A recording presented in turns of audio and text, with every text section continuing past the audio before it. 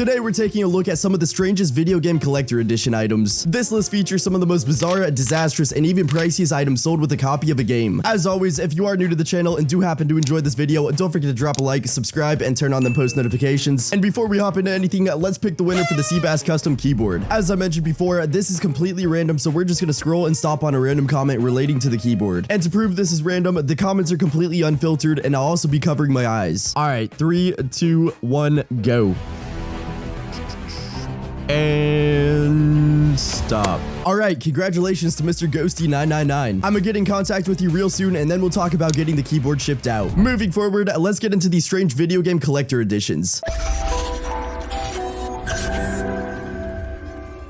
Number 1, Dead Island Riptide. The Zombie Bait Collector's Edition featured a steelbook along with collector's artwork and a weapon pack DLC. But let's take all these normal bonuses and throw in a woman's bloody limbless torso, cause why not? This thing is just absolutely disgusting to look at. Anyways, the collector's edition got a crazy amount of hate for obvious reasons. Like, out of everything they could have done, they decided to go with this. Techland, aka the developers of Dead Island, soon issued an apology and noted that something like this would not happen again. Number 2, Grid 2. Grid 2 was a racing game released back in 2013. I personally think the collector's edition for it was really cool, but it's also one of the most expensive on this list. This edition was known as the Mono Edition, and it was being sold for a whopping $190,000.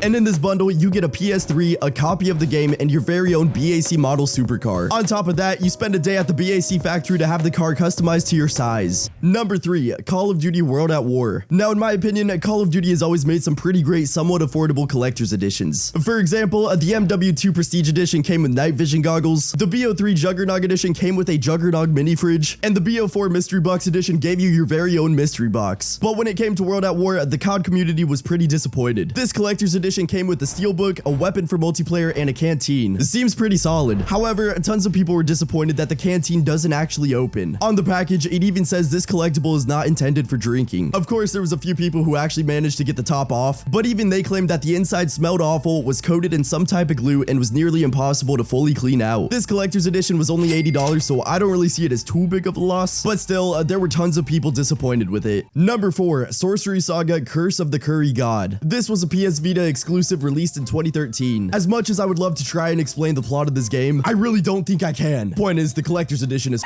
weird, okay? It's known as the Hit and Spicy Everything Nicey collector's edition and includes a cheap plastic curry spoon, a plastic curry plate with the game's artwork, and let's throw in a literal baby's bib just because. I'm having so much trouble trying to imagine full adult men walking around their house in a baby bib, eating with this little dinky plastic spoon. Anyways, the collector's edition was only being sold for $50. It seems like they just went to the dollar store, picked up some items, and threw their own logo on it. Number 5, Saints Row 4. I'm a huge fan of the Saints Row franchise, but the Super Dangerous Wad Wad edition for Saints Row 4 was so out of pocket. If you thought Grid 2's Mono edition was expensive, just wait until you hear this. Not only do you receive a copy of the game, but you also receive a Virgin Galactic space flight, a Lamborghini, a first-class trips to Dubai and Washington, D.C., a Toyota Prius with a year worth of insurance, plastic surgery of your choice, a personal shopper, capsule wardrobe, a spy training day, a hostage rescue experience, and a full-size replica of the dubstep gun. All of this is yours for the small price of $1 million.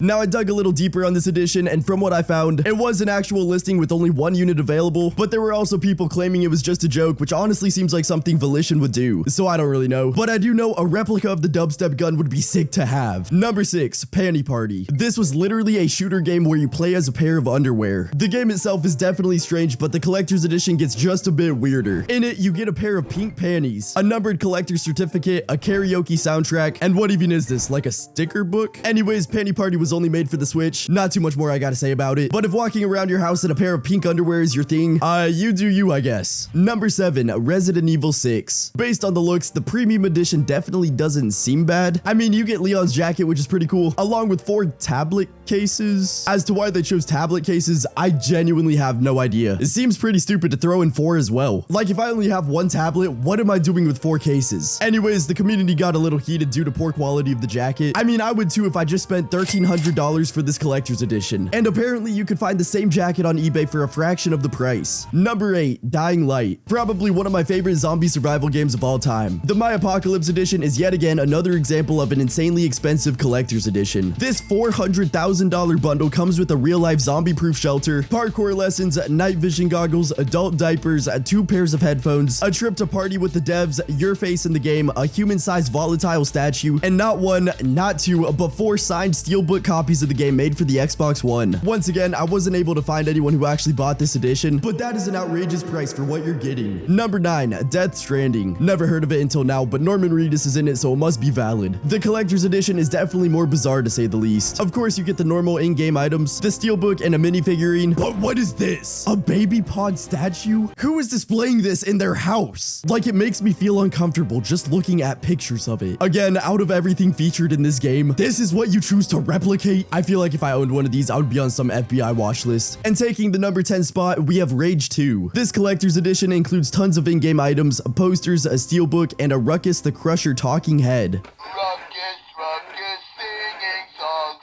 Doo-da, doo-da.